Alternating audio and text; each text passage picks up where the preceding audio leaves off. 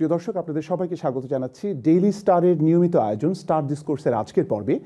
আজকে আমরা যে বিষয় নিয়ে কথা বলবো সেটি হচ্ছে ভিন্ন মতের উপর সামাজিক হয়রানির যে রাজনীতি, সেই রাজনীতির বিভিন্ন দিক নিয়ে কথা বলবো। সেটির যে উৎপত্তি, সেটির যে বিস্তার, সেটির ভেতরের যে রাজনীতি, সেটি নিয়ে কথা বলবার জন্য দুজন অতিথিকে আমি দুটো ভিন্ন দেশ থেকে আমন্ত্রণ জানিয়েছি। আমি লন্ডন থেকে এবং যুক্তরাষ্ট্র থেকে এবং কানাডা থেকে দুজন অতিথি আমাদের সঙ্গে যুক্ত হয়েছেন। তাদের সঙ্গে শুরুতেই আপনাদেরকে পরিচয় করিয়ে দিচ্ছি। আমাদের সঙ্গে রয়েছেন ডক্টর মির্জা গালিব। তিনি অ্যাসিস্ট্যান্ট প্রফেসর হিসেবে অধ্যাপনা করছেন Howard University, Washington DC. Mirza Ghalib, আপনাকে স্বাগত জানাচ্ছি আমাদের স্টার ডিসকোর্সের আজকের পর্বে। বলু ভাই, থ্যাংক ইউ আমাকে ইনভাইট করার জন্য। ধন্যবাদ। আমাদের সঙ্গে আরও যুক্ত হয়েছেন জনাব গালিব ইবনে আনোয়ারুল আজিম। তিনি রাজনৈতিক বিশ্লেষক, পলিসি বিশ্লেষক। তিনি অটোয়া থেকে আমাদের সঙ্গে যুক্ত হয়েছেন, কানাডা থেকে। গালিব আজিম, আপনাকেও স্বাগত জানাচ্ছি আমাদের স্টার ডিসকোর্সের আজকের পর্বে। ধন্যবাদ আমাকে আমন্ত্রণ জানানোর জন্য। ধন্যবাদ।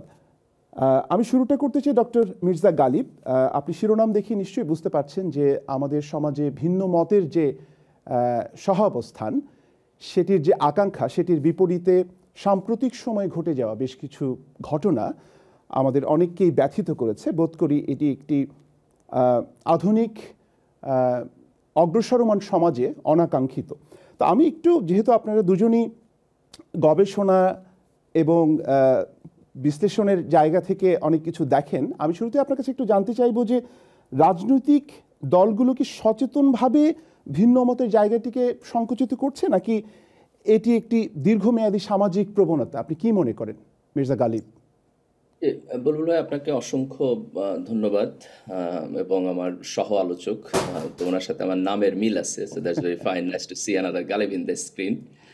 তো যে বিষয়টা আপনি আজকে তুলছেন, এটা অত্যন্ত গুরুত্বপূর্ণ যে আমরা যদি একটা অগ্রসর সমাজ ব্যবস্থা চাই এবং একটা অগ্রসর রাষ্ট্র ব্যবস্থা চাই, যেখানে সমাজ এবং রাষ্ট্র ব্যবস্থা মানুষের জন্য জীবনকে কমফোর্ট করে তুলবে এবং মানুষের জীবনকে আনন্দদায়ক এবং শান্তিপূর্ণ করে তুলবে, তাইলে পরে সেই সমাজে ভিন্ন ভিন্ন মতের একসাথে বসবাস করার একটা আর্ট আমাদের লাগবে।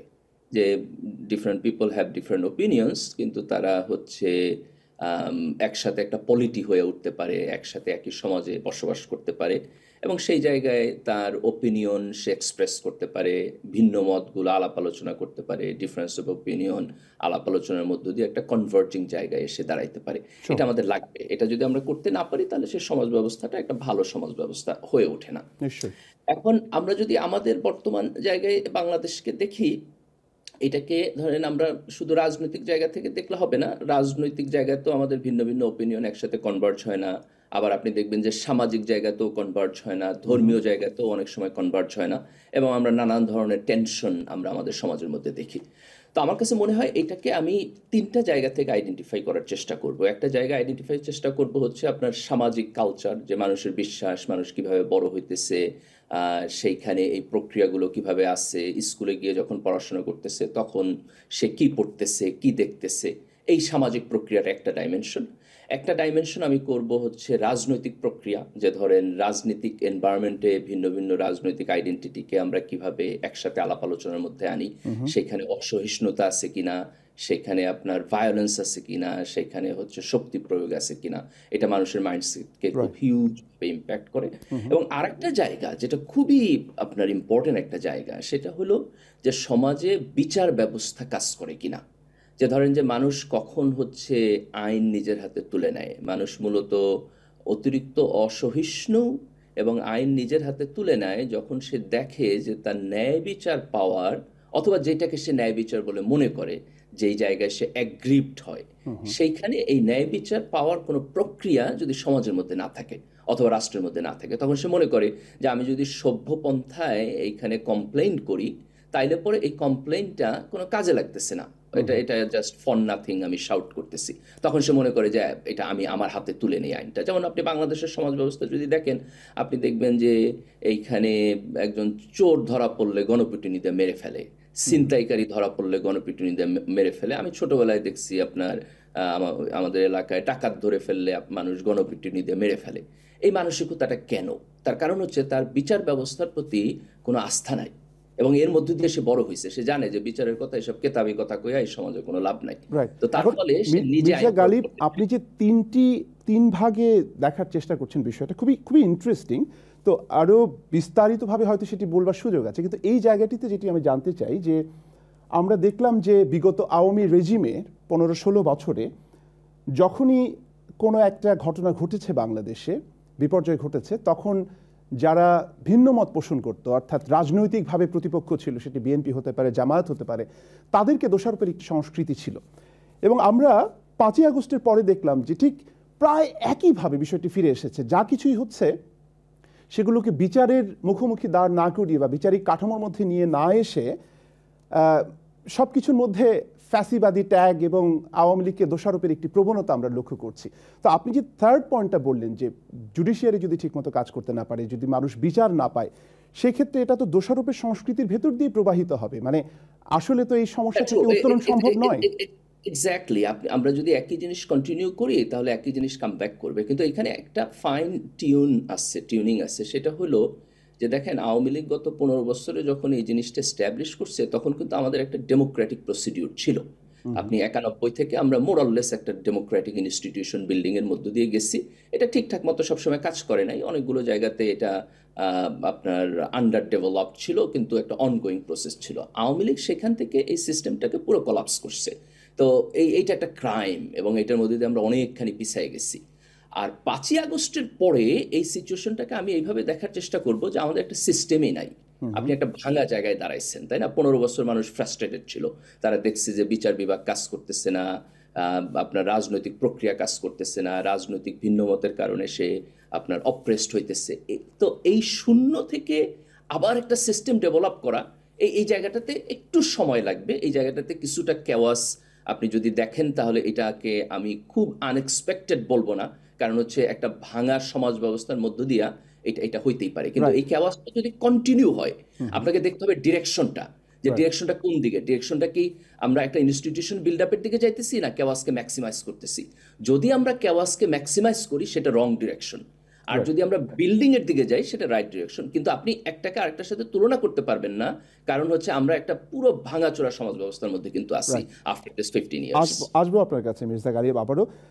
দর্শকদের স্বার্থে জানাচ্ছি যে আসলে যেহেতু দুজনেই গালিব, আমি একজনকে ডক্টর মির্জা গালিব এবং আরেকজনকে গালিব আজিম হিসেবে সম্বোধন করব। অর্থাৎ কানাডা থেকে যিনি যুক্ত হচ্ছেন, পলিসি অ্যানালিস্ট গালিব আজিম, আপনার কাছে আমার প্রশ্ন যে আমরা বাংলাদেশে যখন ভিন্ন মত বা যে সংস্কৃতির ভেতর দিয়ে ধরা যাক আমি বড় হয়েছি, সেই সংস্কৃতির একটু অন্যথা দেখলেই আমি যখন একেবারেই সেটিকে সহনশীলতার মধ্যে নিয়ে আসতে পারি না, বরং রিয়্যাক্ট করি, প্রতিক্রিয়া দেখাই এবং অ্যাগ্রেসিভ হয়ে যাই, তখন এই বিষয়ক আলোচনায় একটি শব্দ বা শব্দ যুগল বারবার ঘুরে ফিরে আসে, সেটা হচ্ছে তৌহিদি জনতা।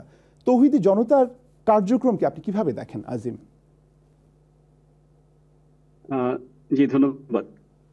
আমি গত সপ্তাহেই বোধহয় সামাজিক যোগাযোগ মাধ্যমে লিখেছিলাম যে তৌহিদি জনতার যে নাম, তার যে ব্যানার, এটার মধ্যে তার যে কামনা এবং বাসনা সেটা স্পষ্ট।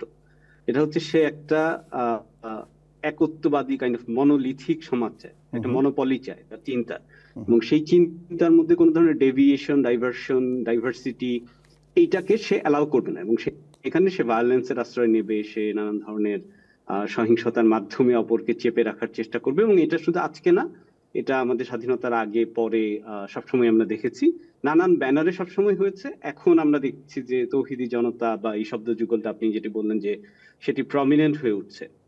তো যার ফলে তাদের কিন্তু এই ব্যানারটা কি শুধুমাত্র ধর্ম সংক্রান্ত? আমি বলবো যে এটার সাথে রাজনীতি এবং ক্ষমতার সরাসরি সম্পর্ক আছে। আচ্ছা, কারণ অমর্ত্য সেনের একটা বিখ্যাত বই আছে যে identity and violence, illusions of destiny.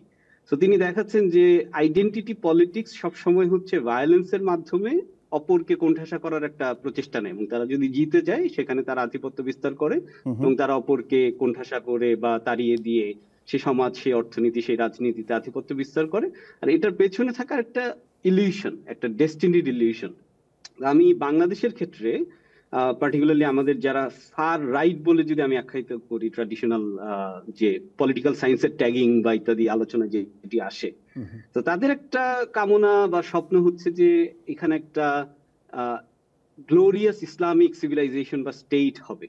হ্যাঁ, তো এবং এটার সাথে ইসলামের হয়তো আমাদের ইতিহাসের পাঠে আগে যে নানান ধরনের গ্লোরিয়াস বিভিন্ন সাম্রাজ্যের স্বপ্ন আছে যেগুলি ভেঙে গেছে বা হারিয়ে গেছে, সেগুলোকে পুনরুদ্ধারের একটা কামনাও আছে।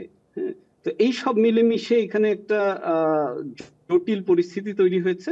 এবং আমরা যে গণতন্ত্রের কথা বলছি, আমরা যে সহাবস্থানের কথা বলছি, আমি সামাজিক যোগাযোগ মাধ্যমে দূর থেকে, যেহেতু আমি, আপনি বা মির্জা গালিব ভাই আমরা কেউ দেশে থাকি না, তো যা দেখি মূলত ভার্চুয়ালি দেখি, দূর থেকেই দেখি অধিকাংশ সময়। তো সেখানে দেখছি যে একটা অংশ এখন খুব প্রমিনেন্টলি বলছে যে আমাদের আসলে গণতন্ত্রের কোনো প্রয়োজন নাই, আমরা গণতন্ত্রে বিশ্বাস করি না। এবং এই ভয়েসটা খুব যে জোরালো আগে 5 বছর আগে বা 10 বছর 20 বছর আগে ছিল আমার স্মৃতিতে মনে পড়ে না।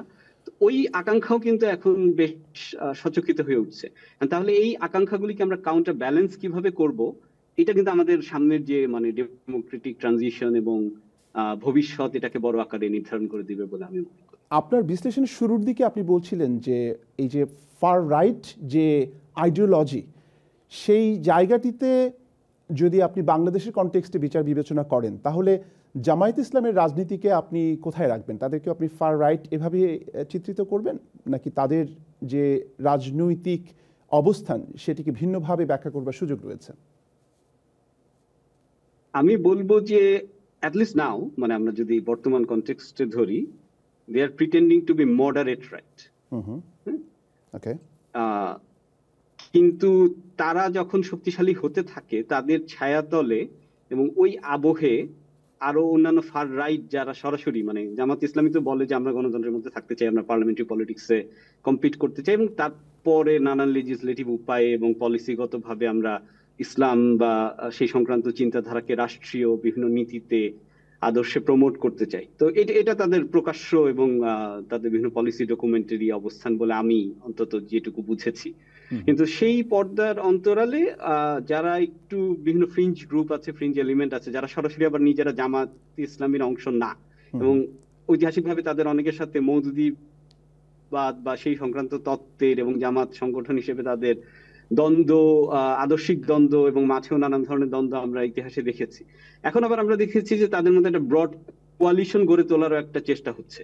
এবং আমি সোশ্যাল মিডিয়ায় কিছু মন্তব্যে, বিশেষ করে এই ফার রাইট এলিমেন্টের অনেক নেতা এবং সংগঠকের মানে প্রোফাইল থেকে বা তাদের আলাপ থেকে কিছু প্রকাশ্যেই দেখা যায় যে তারা বলছেন যে আচ্ছা, আগে তো যদি জামাত শক্তিশালী হয় হোক এবং তারা যদি ক্ষমতায় যেতে পারে তারা যাক, এটার মধ্যে দিয়ে একটা ইসলামিক আবহ তৈরি হোক এবং সেটার মধ্যে দিয়ে আমরা কাজ করে আমরাও বিস্তৃত হব। সো তারা হয়তো একটা মানে ফেভারেবল এনভায়রনমেন্ট খুঁজছেন এবং তারা মনে করেন যে জামাত ইসলামী ক্ষমতায়িত হলে সেই এনভায়রনমেন্টের মধ্যে তারাও বিস্তৃত হতে পারবেন। তো এখানে আমার কাছে মনে হয় যে কিছুটা পোষ্য এবং পোষকেরও একটা সম্পর্ক, যেটা বায়োলজিতে আমরা হয়তো দেখি বিভিন্ন ইকোসিস্টেমে, সেরকম একটা সম্পর্ক হয়তো আমাদের এই সমাজ এবং রাজনীতিতেও এই ফার রাইট এলিমেন্ট গুলো দেখছেন। আমি মির্জা গালিবের কাছে যাব, তার আগে আমি একটু ছোট করে আপনার কাছে জানতে চাই যে গালিব আজিম, এই যে অংশটার কথা আপনি বললেন, সোশ্যাল মিডিয়াতে বা অনলাইন প্ল্যাটফর্মগুলোতে দৃশ্যমান বা আপনি হয়তো তাদেরকে দেখছেন, তাদের সংখ্যাটা কিরকম? মানে বাংলাদেশের প্রান্তিক জনগোষ্ঠীর মধ্যে ওই জরিপটি তো আসলে ওইভাবে চালানো হয়নি, বা যতটুকু হয়েছে সেটি কতটুকু, মানে সেটি প্রতুল কিনা নাকি অপ্রতুল আমি জানি না, কিন্তু অনলাইনে যেহেতু আপনার একটা সক্রিয় উপস্থিতি লক্ষ্য করা যায় এবং আপনার একটা নিজস্ব পর্যবেক্ষণ আছে, সেই সংখ্যাটা কিরকম বলে আপনি মনে করছেন? এটা তো মানে নাম্বার ওয়াইজ মানে অ্যাকুরেটলি বলা খুবই ডিফিকাল্ট। এবং মানে জরিপ করলেও আমি যদি গিয়ে কোনো রেসপন্ডেন্টকে জিজ্ঞাসা করি যে ভাই আপনি কি আইডেন্টিফাই করেন যে আপনি কি ফার রাইট, কেউ তো বলবে না যে আমি ফার রাইট বা এক্সট্রিম কনজারভেটিভ হিসেবে নিজেকে আইডেন্টিফাই করি, কিছু কিছু এক্সেপশনাল কেস ছাড়া। কিন্তু আপনি গ্রোয়িং একটা টেন্ডেন্সি দেখছেন, তাই তো? একটা মানে বেড়ে ওঠার গ্রোয়িং একটা টেন্ডেন্সি বলতে কি, এখানে একটা different shades of kind of conservative rightist element আমরা দেখতে পাচ্ছি। তো এখানে কেউ হয়তো ডেমোক্রেসি প্লাস কনজারভেটিজম এবং ইসলামিজম এই চিন্তায় আছেন, কেউ হয়তো আছেন যে না একেবারেই ইসলামী শরিয়াই করতে হবে, এখানে গণতন্ত্র বা এই ধরনের কুফরি মতবাদ, পার্লামেন্টারি প্র্যাকটিস এগুলি লাগবে না। তো এখানে একটা বড় আকারে আমার কাছে মনে হয় যে একটা হরাইজন তৈরি হয়েছে, যেটার মধ্যে নানা মাত্রায় নানা শেড আছে এবং যারা এখানে সেন্টার থেকে মডারেট রাইটে আছেন, আমার কাছে মনে হয় যে তাদের যে বুদ্ধিবৃত্তিক আলাপ, তাদের যে মানে ইন্টেলেকচুয়াল প্রণোদনা, এগুলি অনেক ক্ষেত্রে ওই এক্সট্রিম রাইটের যে গোষ্ঠীগুলো আছে তাদের কর্মকাণ্ডকে উৎসাহিত করছে। ধন্যবাদ গালিব আজিম। আসবো আপনার কাছে ডক্টর মির্জা গালিব। যেটি গালিব আজিম বলছিলেন যে মডারেট রাইট হিসাবে তিনি জামাতকে চিত্রিত করতে চান বা দেখতে চান বা দেখছেন। আমার প্রশ্নটা হচ্ছে ওই জায়গাটিতেই যে একটা সময় পর্যন্ত আপনি বাংলাদেশ ইসলামী ছাত্র শিবিরের রাজনীতির সঙ্গে একসময় যুক্ত ছিলেন এবং ইসলামী ছাত্র শিবির বিষয়ে সবচেয়ে যে নেতিবাচক যে ধারণাটি বলা যায় যে প্রতিষ্ঠিত করবার একটা চেষ্টা ছিল বা অনেকে এভাবে বিশ্বাস করতে চায় যে শিবির মানেই হচ্ছে খুব সশস্ত্র, তারা রক কাটে ইত্যাদি ইত্যাদি। কিন্তু আমরা ডাকসু নির্বাচন সহ পাবলিক বিশ্ববিদ্যালয়ের যে নির্বাচনগুলো হয়ে গেল সেখানে আমরা দেখলাম যে শিবির অনেকের প্রত্যাশার চাইতে অনেক ভালো করেছে। বোধ করি আপনাদের প্রত্যাশাকেও ছাড়িয়ে গেছে কিনা আমি জানি না, কিন্তু এটা কি একটা ট্রানজিশন কিনা বা এটা একটা প্যারাডাইম শিফট কিনা যে আপনাদের এই অবস্থানটা একটা এঙ্গেজিং অ্যাটমসফিয়ার তৈরি করা শিক্ষা প্রতিষ্ঠানগুলোতে, সেটির ভেতর দিয়ে মানুষের কাছাকাছি পৌঁছে গিয়ে রাজনীতিটা করা, মানে এই পরিবর্তনটাকে আপনি কিভাবে ব্যাখ্যা করবেন মির্জা গালিব? এটা যতটা না ছাত্র শিবিরের রাজনীতির পরিবর্তন, তার চাইতে অনেক বেশি পরিবর্তন হচ্ছে বাংলাদেশের পলিটিক্যাল অ্যাটমসফিয়ারের। যেটা হচ্ছে বুলবুল ভাই, আপনি ঢাকা বিশ্ববিদ্যালয়ে পড়াশোনা করছেন, আমিও আমরা তিনজনেই ঢাকা বিশ্ববিদ্যালয়ে পড়াশোনা করছি। আপনার এক্সপেরিয়েন্স নিশ্চয়ই আছে যে ঢাকা বিশ্ববিদ্যালয়ে আমাদের সময় কিন্তু শিবির খুব প্রকাশ্যে স্পষ্ট রাজনীতি করতে পারে নাই। কিন্তু আপনি 90 দশকের পর থেকে ঢাকা বিশ্ববিদ্যালয়ে যত খুনাখুনি হয়েছে এগুলো যদি দেখেন তাহলে আপনি দেখবেন যে এগুলো ছাত্রলীগ ছাত্রদলই করছে। সেখানে শিবির কিন্তু একটাও ভায়োলেন্স করে নাই। আমি জাস্ট এই ডাটাটা এই জন্য দিতেছি যে ভায়োলেন্সের সাথে বাংলাদেশের ছাত্র রাজনীতির যে সম্পর্ক, এইটাকে শিবিরকে সেন্ট্রালে রেখে যেই প্রচার প্রপাগান্ডা, এটা মূলত ডাটা এটাকে সাপোর্ট করে না। কিন্তু মির্জা গালিব, এটা ঢাকা বিশ্ববিদ্যালয়ের কনটেক্সটে হয়তো সত্যি, কিন্তু চট্টগ্রাম বিশ্ববিদ্যালয়, রাজশাহী বিশ্ববিদ্যালয় কিন্তু বাস্তবতা ভিন্ন, এমনকি কুষ্টিয়া বিশ্ববিদ্যালয়, অন্য বিশ্ববিদ্যালয়। দেখেন, মানে আমি প্রথমে যেটা এস্টাবলিশ করতে চাইতেছি সেটা হলো যে আপনি যদি সিন থেকে শিবিরকে সরায় দেন তাইলে কি বিশ্ববিদ্যালয় ক্যাম্পাস ভায়োলেন্স ফ্রি ছিল? মানে বিষয়টা কি এরকম যে শিবির বাদে আর কেউ কোথাও কোনো ভায়োলেন্স করে নাই? এটা হলে তো ঢাকা বিশ্ববিদ্যালয়ে আপনি কোনো ভায়োলেন্স দেখতেন না, তাই না? কিন্তু আমরা তো ঢাকা বিশ্ববিদ্যালয়ে 80-র দশকে 90-র দশকে হিউজ ভায়োলেন্স আমরা এখানে দেখছি।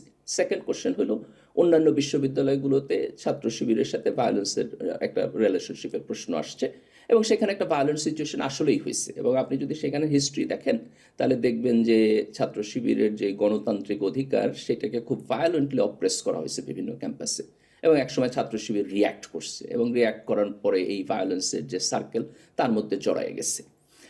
আইস ফর আইস এরকম কি?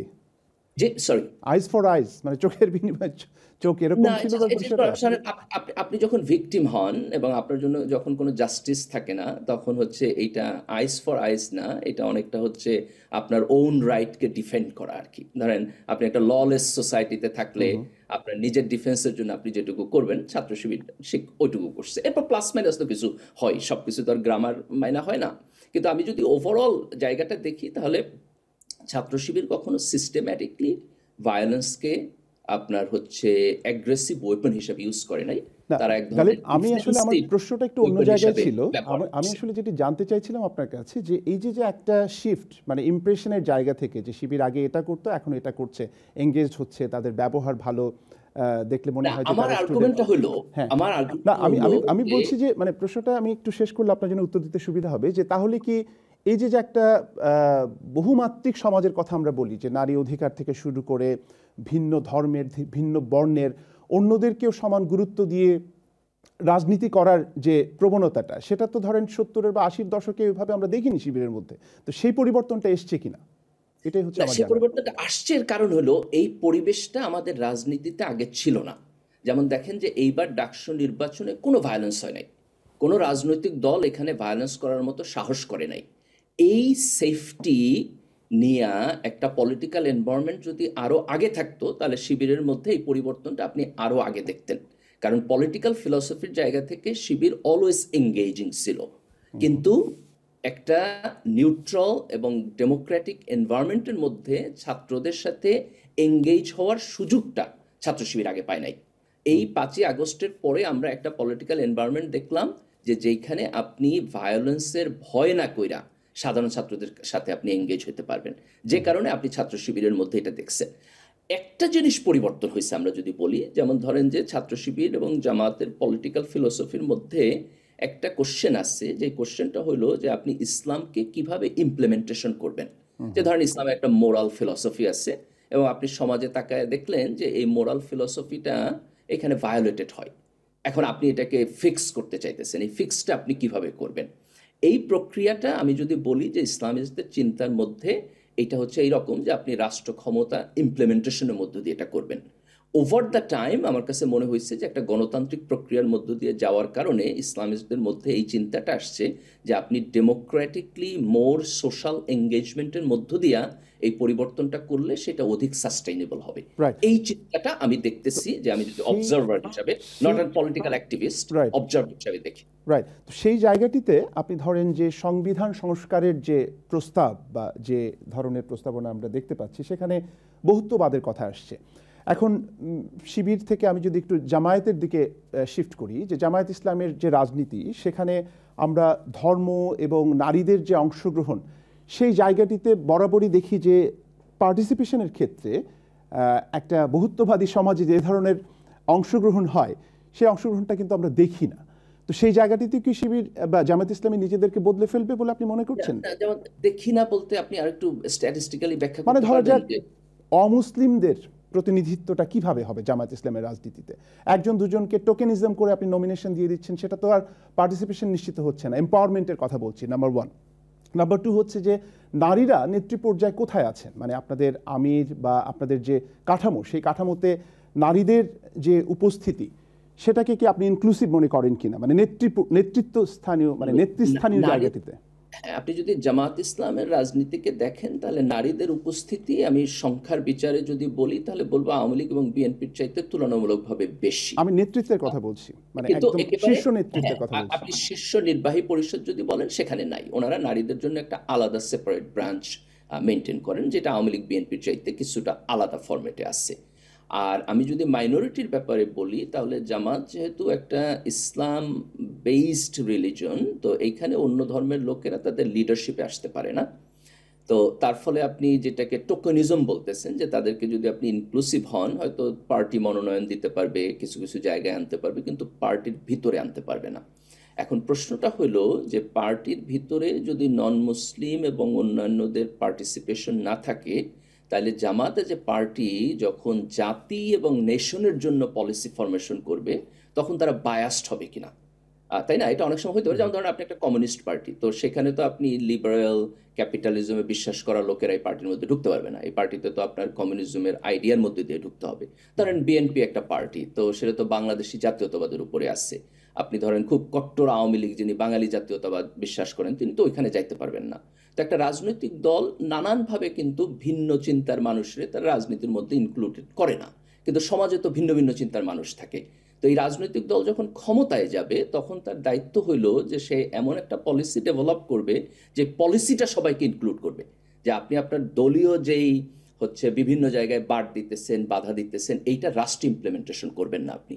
তো জামাতের ক্ষেত্রে আমার বোধ হয় যে তার পার্টির মধ্যে নন মুসলিমরা আসবে কিনা, এর চাইতে বড় কোশ্চেন হলো যে তারা যদি ক্ষমতায় যায় তাহলে তারা কি তাদের পার্টির লোকেরই সিস্টেম্যাটিকলি সব জায়গায় পদায়ন করবে, নাকি তারা মনে করবে যে সমাজে রাষ্ট্রে ভিন্ন ভিন্ন মানুষের কম্পোজিশন আছে, তাদের সবার সমান পরিমাণ নাগরিক অধিকার আছে এবং আমি তাদের সবাইকে ইকুয়ালি ট্রিট করব। তো আমি বিষয়টাকে এই লেন্স থেকে দেখতে চাই আর কি। যেহেতু জামাত একটা ইসলামিক পার্টি, আপনি কখনোই এটা দেখবেন না যে একজন নন মুসলিম জামাতের আমির বা সেক্রেটারি জেনারেল হবে। I am fine with that. আমি এটাকে পার্টির মধ্যে রিপ্রেজেন্টেশনের কোশ্চেন তুলতে চাই না, কারণ পার্টিটাই এরকম। আমি যেই জায়গায় রিপ্রেজেন্টেশনের কোশ্চেন তুলতে চাই, বাংলাদেশে যে ধরেন মুসলমান ধর্মের বাইরে অন্য ধর্মের যারা আছেন বা ক্ষুদ্র নৃগোষ্ঠী আছেন, বা একজন নারী, ধরা যাক আপনার বোন বা আপনার সন্তান, কন্যা, তারা যদি চান কখনো যে বাংলাদেশের জামাত ইসলামের রাজনীতির ভেতর দিয়ে রাষ্ট্র ক্ষমতার শীর্ষ পর্যায়ে, নেতৃত্বের শীর্ষ পর্যায়ে তারা যেতে চান, সেটি তারা কখনোই পারবেন না। এটি তো আসলে কনক্লুশন নাকি? হ্যাঁ, না, কখনোই পারবেন না। ধরেন জামাতের আমির একজন নারী হবেন না, যেহেতু ইসলামে এখানে রেস্ট্রিকশন আছে, অথবা একজন নন মুসলিমও হবেন না, তারা পার্টির মধ্যে দিয়ে যাইতে পারবেন না।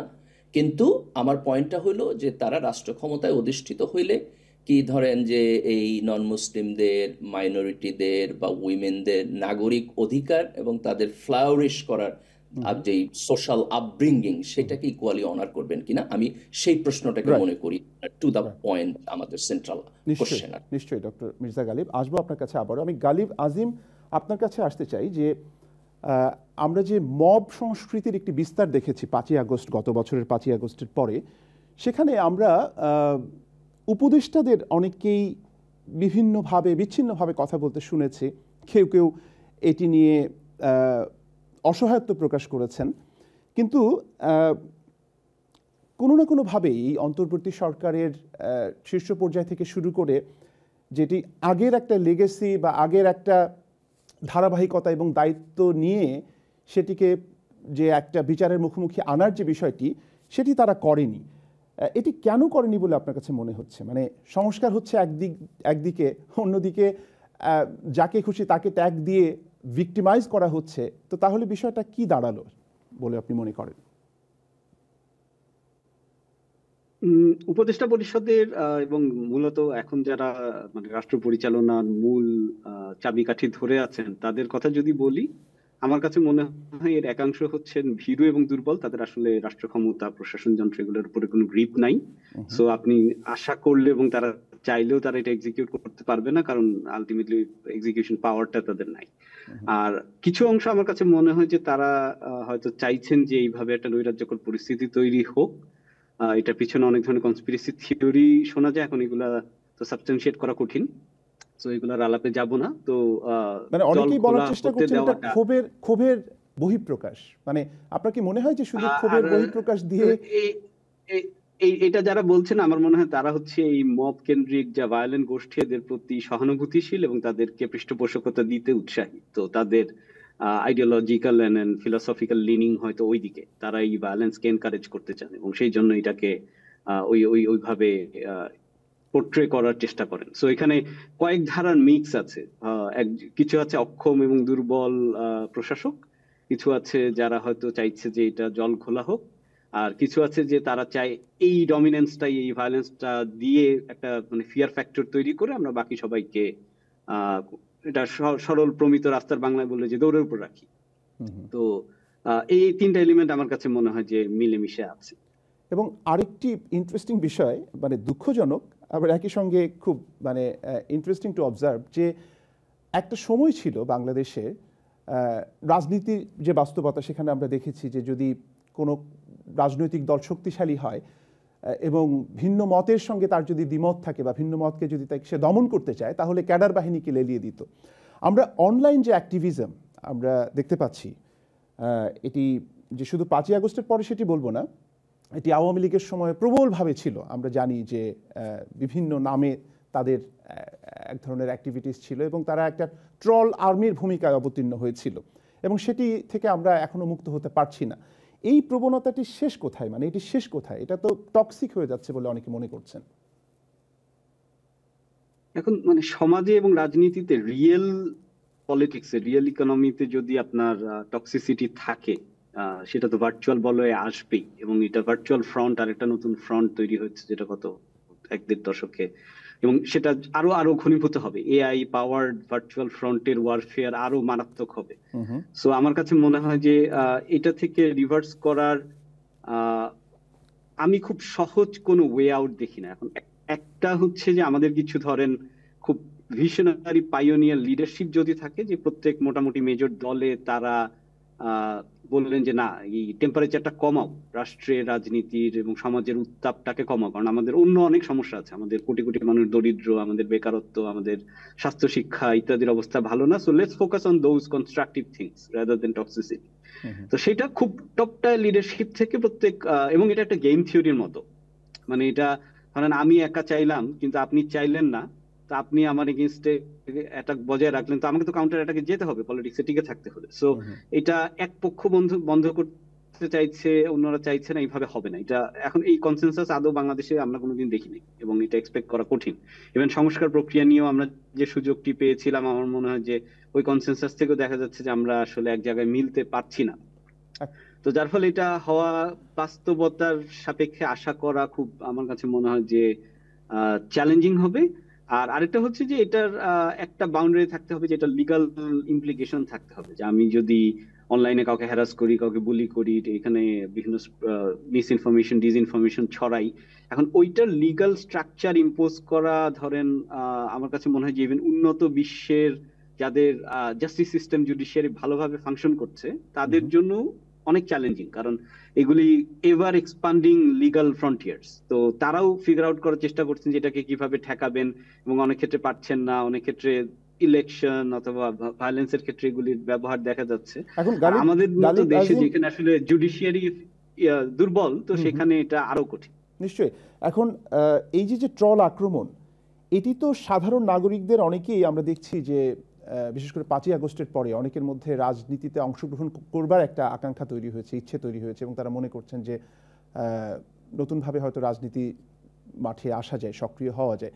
তাদের অংশগ্রহণের ক্ষেত্রে কি একটা নেতিবাচক অবস্থা তৈরি করছে না? মানে তারা কি নিরুৎসাহিত হবে কিনা এই ধরনের আক্রমণ, এই ধরনের ট্যাগিংয়ের এবং এক্সক্লুশনের যে রাজনীতি সেটির ভেতর দিয়ে? নিঃসন্দেহে, কারণ আপনার চামড়া খুব মোটা হতে হবে। মানে বাংলাদেশে রাজনীতি করতে হলে আপনি যদি খুব ডিসেন্ট ভদ্রলোক হন এবং খুব শিক্ষিত মানুষ হন, আপনাকে খুব মোটা চামড়া নিয়ে আসতে হবে, এবং তারপর আবার আপনার গুলি বা বোমা খাওয়ারও ভয় থাকে। শুধুমাত্র যে ট্রল অনলাইন হ্যারাসমেন্ট সেটা না, মানে মাঠে যে সহিংসতা আছে, আপনি যে ক্যাম্পেইনে যাবেন তখন এখানে যে প্রতিপক্ষ আপনাকে গুলি করবেন। আমরা ধরেন জাতিসংঘের খুবই উচ্চ পদে ছিলেন আমাদের এক সময়ের অন্যতম একজন আমলা শাহ এম.এস. কিবরিয়া, তারপরে তিনি রিটায়ারমেন্টের পর দেশে ফিরে আসছেন, দেশে এসে সফলভাবে অর্থমন্ত্রী হয়েছেন, রাজনীতি করেছেন। আমরা তাকে কি করেছি? বোমা মেরে মেরে ফেলেছি। হ্যাঁ, সো এই সিমটম গুলি দেখার পরে তাহলে কোন মানে হাই প্রফেশনাল হাইলি কম্পিটেন্ট লোক, তার যদি খুব মানে হাই রিস্ক গেমে আসার প্রণোদনাটা, ইনসেন্টিভটা তো কমে যায়, এবং তারা তখন 2 বার 5 বার 6 বার চিন্তা করবেন যে আমি কি এই কাদামাটির মধ্যে যাব কিনা, বা আমার চামড়া কি আসলে এত মোটা কিনা যে এটা আমি নিতে পারবো কিনা।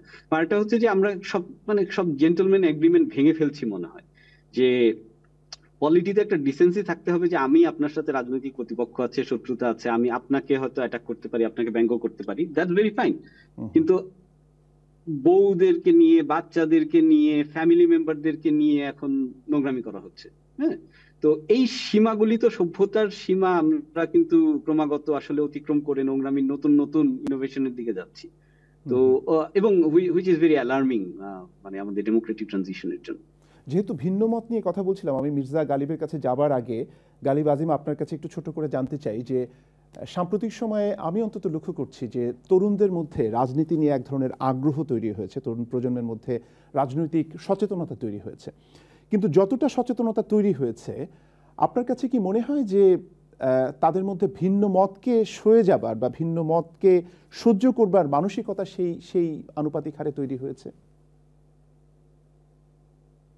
আমি রাজনীতিকে আসলে অনেকটা বাজারে, যেহেতু আমি অর্থনীতির ছাত্র, তো বাজারের দৃষ্টিকোণ থেকে, কম্পিটিশনের দৃষ্টিকোণ থেকে অ্যানালাইজ করার চেষ্টা করি। আর পলিটিক্যাল সায়েন্সের আমার যেহেতু কোনো ট্রেনিং নাই, সো পলিটিক্যাল সায়েন্টিস্টরা যেভাবে দেখেন তার একটু ভিন্নভাবে দেখি।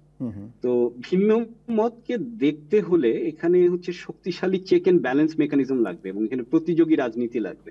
তো বাংলাদেশে যেটা হয়েছে যে আওয়ামী লীগ মোটামুটি দুর্বল এবং ক্ষয়িষ্ণু হয়ে যাওয়ার মধ্যে দিয়ে 5ই আগস্টের পরে এখানে ওই চেক এন্ড ব্যালেন্সের কাউন্টার মেকানিজমটা ভেঙে গেছে। হ্যাঁ, এখন দুর্বল কিছু বামপন্থী গ্রুপরা আছেন বা কিছু প্রগতিশীল গোষ্ঠী আছেন যারা হয়তো লিবারেল আইডিয়া এবং ভিন্ন মতের এই ইনক্লুসিভিটি এটার কথা জারি রাখার চেষ্টা করছেন, কিন্তু আমাদের সমাজে এবং রাজনীতিতে এই মুহূর্তে একটা রাইটিস্ট ওয়েভ চলছে। তো সেইটার এগেইনস্টে যতদিন না পর্যন্ত একটা শক্তিশালী লিবারেল বা সেন্ট্রাল লেফট কাউন্টার না দাঁড়াবে, ততদিন এই বাজার প্রতিযোগিতামূলক না হলে এখানে ভিন্ন মতের যে অপশন এই জিনিসটা আসবে না, এবং যারা ভিন্ন মত মেনে নিতে চান না তারাও বাধ্য হবেন না। হ্যাঁ, সো এটা রেগুলেটর হিসেবে কাউকে এনফোর্স করতে হলে এটা একটা ডিমান্ড থাকতে হবে, এটা একটা সাংগঠনিক কর্মকাণ্ড থাকতে হবে, এটা একটা পলিটিক্যাল প্রেজেন্স থাকতে হবে। তো ওই জিনিসের চেক এন্ড ব্যালেন্সটা, ইকুইলিব্রিয়ামটা আমার কাছে মনে হয় যে 5ই আগস্টের পরে ভেঙে গেছে বলেই আজকে আমরা এই পরিস্থিতি দেখছি, এবং ওইটা we need to reconstruct, otherwise at some point probably Awami League will try to come back through that hole. ধন্যবাদ। আমি ডক্টর মির্জা গালিব আপনার কাছে আসতে চাই। আপনি নিজে যেহেতু একসময় সক্রিয় রাজনীতির সঙ্গে, ছাত্র রাজনীতির সঙ্গে ছিলেন, তরুণদের সঙ্গে আপনার একটা যোগাযোগ সবসময় ছিল, বোধ করি এখনও আছে, একসময় আপনি বিতর্ক করতেন বিশ্ববিদ্যালয়ে। আমি একটু আপনার কাছ থেকে জানতে চাই, যেটি গালিব আজিমকে জিজ্ঞেস করেছিলাম, যে এই যে তরুণদের মধ্যে যে রাজনীতি সচেতনতা বেড়েছে, একই সঙ্গে যেটা প্রত্যাশিত যে তাদের মধ্যে সহিষ্ণুতা বাড়বে, তাদের মধ্যে এক ধরনের ভিন্ন মতকে সহ্য করবার, অন্তত মত প্রকাশের যে স্বাধীনতা সেটিকে রেসপেক্ট করবার যে একটা মানসিকতা তৈরি হবে, সেটি হয়েছে কিনা? আপনার পর্যবেক্ষণটা কি? আমি বরং মনে করি এই এক্সপেক্ট করাটাই ভুল। কেন ভুল? এই জিনিসটা 5ই আগস্টের মধ্য দিয়ে ভাঙে নাই। এই জিনিসটা ভাঙছে গত 15 বছরের আওয়ামী লীগের ফ্যাসিস্ট ললেস সোসাইটির মধ্য দিয়ে। তা আপনি এখন যত ফেনোমেনাগুলো দেখবেন, এই ফেনোমেনাগুলোরে যদি আপনি আলাদা করে বিবেচনা করেন, যে আপনি মনে করেন যে কোনো একদিন ফাইন মর্নিং ঘুম থেকে উঠা হঠাৎ করে আপনি 5ই আগস্টের পরে দেখলেন যে সমাজে আইন নাই এবং শুধু মব আছে, তাইলে আপনি সমাজকে বুঝবেন না। কেন বুঝবেন না? তার কারণ হলো যে এই সমাজ একটা গণতান্ত্রিক প্রক্রিয়া থেকে ডিরেইলড হইতে হইতে হইতে হইতে একটা ফ্যাসিস্ট সিস্টেমের মধ্য দিয়া ভাঙাচুরা শেষ হয়েছে। তো এই যে যেমন ধরেন যে গালিবাজিম যেটা বলতেছে যে সমাজের মধ্যে নানান fringe element, fur right element, এগুলো এখন বাড়ছে। আপনি যদি একেবারে স্ট্যাটিস্টিকলি দেখেন, আপনি দেখবেন হাসিনায় ক্ষমতায় আসার আগে এটা যতটুকু ছিল, সে ক্ষমতা থেকে যাওয়ার পরে এটা অনেক গুণ বেশি হয়েছে। কেন হয়েছে? তার কারণ হচ্ছে আপনি 15 ইয়ার্স, প্রায় 3টা-4টা ইলেকশন হচ্ছে আপনি একটা ডেমোক্রেসিহীন, জাস্টিসহীন সমাজের মধ্যে দিয়ে গেছে। যেমন আমি খুব একটা স্পেসিফিক এক্সাম্পল দিই। Awami League digital security act করছে এবং এই অ্যাক্টটা সে রাজনৈতিক অপোনেন্টের এগেনস্টে ইউজ করছে। তো আপনি যখন এটার ভিকটিম, তখন আপনি অ্যাডভোকেসি করবেন যে এরকম কোনো আইনেরই দরকার নেই, সমাজ ফ্রি থাকুক। কিন্তু আপনি তো ফ্রি সমাজ রাখতে পারবেন না, তাই না? এনার্কি তো আরো খারাপ। তো এখানে তো একটা রাইট আইন লাগবে। কিন্তু এই রাইট আইনের পক্ষে তো আপনি গত 15 বছর অ্যাডভোকেসি করতে পারেন নাই, কারণ আপনি দেখছেন যে আইন হলো আপনার উপর নিষ্পেষণের জায়গা, আপনার উপর নিপীড়নের জায়গা। তো এই যে একটা গণতন্ত্রহীন জায়গা থেকে আমরা আজকের জায়গায় আসছি, এই যতগুলো প্রবলেম আপনি আইডেন্টিফাই করবেন তার সব কিছু মূলত এইটার সাথে রিলেটেড। এখন আপনি এখানে আমি এখানে হোপলেস না। আমি মনে করি আপনি কিভাবে এটাকে ওভারকাম করবেন, আপনি ওভারকাম করবেন 2টা প্রক্রিয়ার মধ্য দিয়া। একটা হলো আপনাকে একটা ভালো মাপের ডেমোক্রেসি দিতে হবে, আনইন্টারাপ্টেড ডেমোক্রেসি। যদি ডেমোক্রেসির মধ্য দিয়ে সমাজ আগায়, তাহলে আপনি দেখবেন যে ওই অর্থনীতির বাজার ব্যবস্থার মধ্যে এখানে কম্পিটিশন তৈরি হবে। যে এক গ্রুপ প্রথমে ভোটে যাবে, ভোটে যায় পরে ইলেকশন সে হারবে, আর এক গ্রুপ আসবে, নতুন রাজনীতি তৈরি হবে, নানানভাবে রাজনীতির একটা রিঅ্যারেঞ্জমেন্ট হবে এবং তার মধ্য দিয়ে আপনার এই রাজনীতির বাজার ব্যবস্থা একজন আরেকজনকে চেক অ্যান্ড ব্যালেন্স করবে। এটা হচ্ছে একটা জিনিস। আরেকটা হচ্ছে আপনাকে ফোকাস করতে হবে ন্যায় বিচারের দিকে, জাস্টিসের দিকে। যে আমরা একজন অপরাধ করলে, সে যেই ধর্মের হোক, যেই বর্ণের হোক, যেই মতের হোক, দ্যাট ডাজন্ট ম্যাটার, বিচার বিভাগ তাকে ন্যায় বিচার দিবে। এবং আপনি যদি মানুষকে গণতন্ত্র এবং ন্যায় বিচারের মধ্য দিয়ে নিতে পারেন, তাহলেই আপনি দেখবেন যে সমাজ ব্যবস্থার উন্নতি হয়েছে। দেখেন, হাসিনার নেতৃত্বে আওয়ামী লীগ এবং বাংলাদেশের যারা একটু লিবারাল সেকুলার রাজনীতি করতে চায়, তারা একসময় একটা হাইপোথিসিসের মধ্যে ছিল যে আমি যাদেরকে পছন্দ করি না তাদেরকে অপ্রেস করলেই বুঝি সমাজ আমার মতো ভালো হইব। কিন্তু হয়তো নাই, বরং এটার কাউন্টারটা বেটার। সেটা হলো যে কিছু এলিমেন্ট আপনি পছন্দ করেন না, দ্যাট ডাজন্ট ম্যাটার, কিন্তু একটা কোয়ালিটি গণতন্ত্র আপনার অপোনেন্টের জন্যও দেন, তাইলেই আপনি দেখবেন যে সমাজ ব্যবস্থা সত্যিকার উন্নতি হবে। তো বাংলাদেশের সমাজ ব্যবস্থা নিয়ে আপনি মব বলেন, ফার রাইট এলিমেন্ট বলেন, যেটা নিয়ে আমাদের কনসার্ন, সেই কনসার্নটা যদি আপনি তাদের সবাইকে জেনারেলাইজ করেন এবং তাদেরকে আরো অপ্রেস করার চিন্তা করেন, তাহলে এটা কোনোদিন অ্যাচিভ হবে না। বরং আপনি যদি তাদেরকে গণতন্ত্র দেন, তাইলেই আমি মনে করি সামনের দিকে আগাবে। ডক্টর গালিব, ঠিক আছে, আপনার যে অ্যানালিসিস সেটার প্রতি আমি যথেষ্ট শ্রদ্ধা রেখেই আমার যে জায়গাটা আরেকটু স্পষ্ট করতে চাই, সেটা হচ্ছে যে আপনি হয়তো লক্ষ্য করেছেন যে একজন গুরুত্বপূর্ণ উপদেষ্টা তিনি বলছেন যে যারা ফ্যাসিবাদের ভিকটিম হয়েছিলেন তারাই এখন ফ্যাসিবাদী আচরণ করছেন, মানে এইরকম আর কি, মানে যদি আমি এটা সামারি করি তার বক্তব্যের। আমার প্রশ্নটা হচ্ছে যে যারা এই পরিবর্তনটা নিয়ে এসছেন, আমি ওয়াইডার যে সোসাইটির যে কনটেক্সট বা তাদের যে ডায়নামিক্স সেটিতে না গিয়েও শীর্ষ পর্যায়ে যারা আছেন তাদের মধ্যে এই প্রবণতাটা কেন? মানে ধরেন যাক উপদেষ্টাদের মধ্যে এক ধরনের আমি দেখতে পাচ্ছি যে অন্যায় হয়ে যাচ্ছে, সেটিকে যতটা গুরুত্ব সহকারে বিবেচনা করে সেটির ব্যাপারে অ্যাকশন নেওয়া দরকার সেটি করছেন না। আবার আপনি যে দলটির সঙ্গে নিজে একটা সময় যুক্ত ছিলেন, এখনও কোনো না কোনোভাবে হয়তো অ্যাডভাইজারি ক্যাপাসিটিতে আছেন, তাদের মধ্যে আমরা কিন্তু প্রবল প্রতিবাদ দেখি না। মানে এক ধরনের আমি বলবো যে এটাকে কিভাবে ব্যাখ্যা করা যায়, মানে এই নিষ্ক্রিয়তা বা তাদের এই যে এক ধরনের নিশ্চুপ যে অবস্থান, সেটি অনেক ধরনের প্রশ্ন উত্থাপন করে। না, সেটা মানুষের সেটা মনে? করে করবে, সেটা ঠিক আছে, কিন্তু আপনি যদি জাস্ট সিলেক্টিভলি আপনার প্রেফারেন্সকে সামনে রাখেন এবং মনে করেন যে আপনার প্রেফারেন্সই সবাইকে অ্যাড্রেস করতে হবে, এটা তো হবে না, তাই না? ভিন্ন ভিন্ন রাজনৈতিক গোষ্ঠীর ভিন্ন ভিন্ন প্রেফারেন্স থাকে, ভিন্ন ভিন্ন রাজনৈতিক গোষ্ঠী তার জায়গা থেকে হচ্ছে সমাজকে দেখে, তার নিজের সার্ভাইভালের কোশ্চেন থাকে, তার আপনার পলিটিক্যাল ইন্টারেস্টের না, কোশ্চেন কিন্তু থাকে। জানমালের নিরাপত্তা কি এটি কমন একটা ডিজায়ার না, যে এটি একটা রাষ্ট্রে এটি নিশ্চিত করতে হবে? আমি অন্য সবকিছু বাদ দিলাম, কিন্তু না, মানুষের ডেফিনেটলি জীবনের নিরাপত্তা।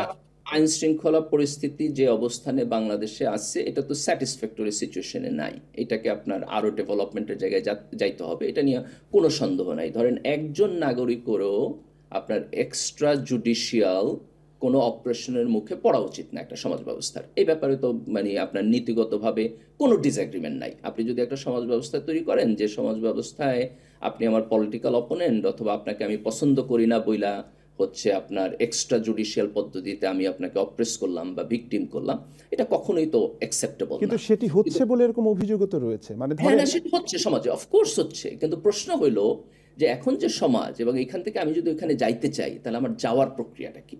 দ্যাটস, আমি আমি বলতে চাই যে আপনি একটা প্রসেসের উপরে Sure, আপনাকে করতে হবে। নিশ্চয়ই। কারণ হলো এটা এরকম না যে আপনি যদি বিষয়টা যদি এরকম হতো যে আমাদের সমাজে এগুলো কোনোদিন হয় নাই, আজকে প্রথম নতুন করে হইতেছে, তাহলে আমি আপনার কোশ্চেনের ম্যারিট অ্যাগ্রি করতাম যে ওকে, হঠাৎ করে আজকে কেন হইতেছে, আমার কনসার্ন হয়ে উঠতে হবে। কিন্তু এই ললেস, এটা তো আমাদের সমাজে সারা জীবন ছিল।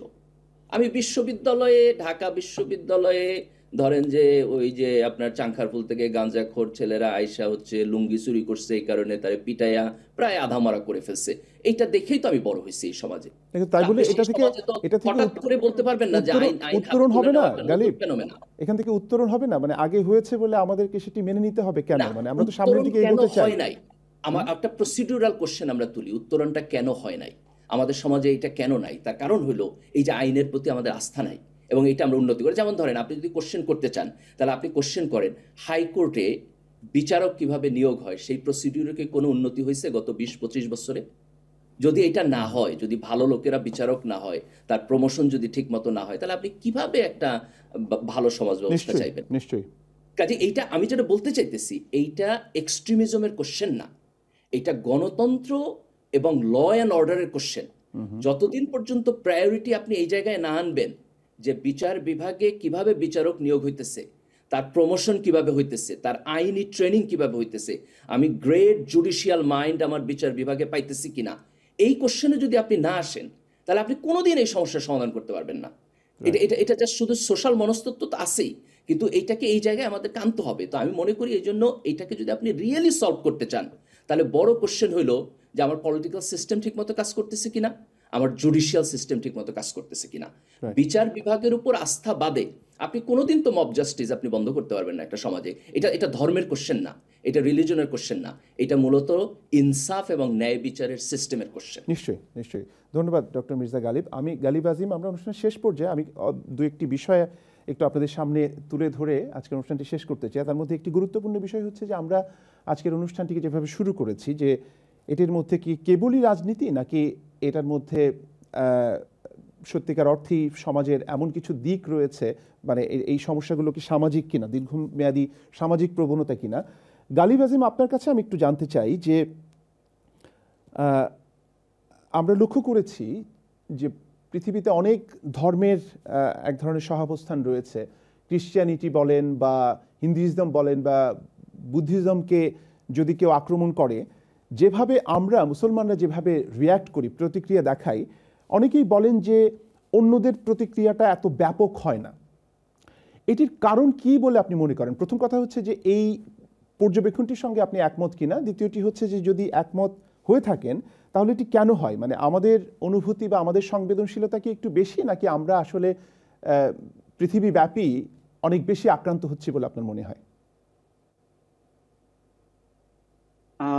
কম্পেয়ার করতে গেলে ধরেন আমি তো মুসলিম রাষ্ট্রে জন্ম, মানে মুসলিম মেজরিটি রাষ্ট্রে জন্ম, আবার থেকেছি হচ্ছে যেখানে মূলত বা পড়ালেখা করেছি কিছু হচ্ছে সেকুলার স্টেট, কিছু হচ্ছে kind of Christian majority state, কিন্তু সেখানে ইনক্লুসিভ অ্যাটমসফিয়ার বা লিবারেল অ্যাটিটিউড ডেমোক্রেসিতে আছে। তো এই এই কম্প্যারিজন, এবং আমি যদি আমার পাশের দেশ ভারতের রাইটেস্ট ওয়েভের কথা বলি গত এক দশকে, টলারেন্সের সাথে আমার কাছে মনে হয় যদি ঐতিহাসিকভাবে ধরি, তাহলে এই মেজর পৃথিবীর ধর্মগুলির মধ্যে ইসলাম হচ্ছে সবচেয়ে, আমি বলবো যে ইয়ংগেস্ট। সো প্রবাবলি ম্যাচুরিটির জন্য ইট উইল টেক টাইম। এবং অধিকাংশ ইসলামী রাষ্ট্রগুলো, ধরেন ক্রিশ্চিয়ানিটি তো ইন্ডাস্ট্রিয়াল রেভলিউশনের মধ্যে দিয়ে গেছে, কলোনিয়াল এম্পায়ারের মধ্যে দিয়ে গেছে, এবং যার ফলে তার একটা ট্রান্সফরমেশন হয়েছে, economic transformation, social transformation, political transformation. তো মুসলিম মেজরিটি রাষ্ট্রগুলির তো এখনো অধিকাংশই ডেভেলপমেন্ট স্টেজের একটা মানে মাঝামাঝি পর্যায়ে আছে, কিছু কিছু আছে একেবারে তো বেশ দরিদ্র। তো দারিদ্র্যের সাথে হয়তো এটার একটা মানে আমি যদি গত 200 বছর ইতিহাস, সেখানে কলোনিয়াল ইম্প্যাক্ট আছে, দারিদ্র্য আছে, পড়ালেখা করে ম্যাচিউরড হয়ে ওঠা একটা মানে সিংহভাগ জনগোষ্ঠীর সেটার একটা সম্পর্ক আছে। আর আরেকটা হচ্ছে যে আপনার যখন সচ্ছল জীবন থাকবে তখন আপনি হয়তো আর ভায়োলেন্স, মারামারি, কাটাকাটি না করে বরং একটু চেয়ারে বসে, টেবিলে বসে আলাপ করে, ডিবেট করে শান্তিপূর্ণভাবে, কারণ আপনি ইউ ভ্যালু ইউর লাইফ, হ্যাঁ, you value your status co.